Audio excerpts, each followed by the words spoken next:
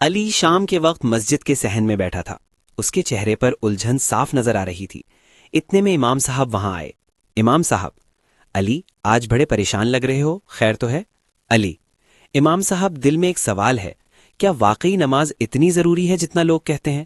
امام صاحب مسکراتے ہوئے: اچھا سوال ہے، تم بتاؤ دن میں 5 وقت اللہ تمہیں کیوں بلاتا ہے؟ علی: شاید اس لیے کہ ہم اسے یاد رکھیں۔ امام صاحب: بالکل، نماز اللہ سے براہ راست بات کرنے کا ذریعہ ہے۔ جیسے موبائل بند ہو جائے تو رابطہ ٹوٹ جاتا ہے، ویسے ہی نماز چھوڑنے سے روح کمزور ہو جاتی ہے۔ علی: لیکن اگر دل نہ لگے تو کیا نماز قبول ہوتی ہے؟ امام صاحب: دل لگانا سیکھا جاتا ہے۔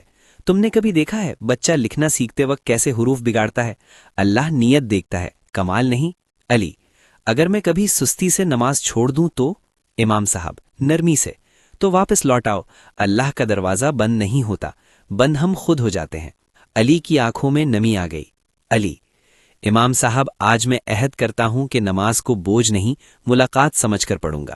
امام صاحب: اور یاد رکھو، جو نماز کی حفاظت کرتا ہے اللہ اس کی زندگی کی حفاظت کرتا ہے۔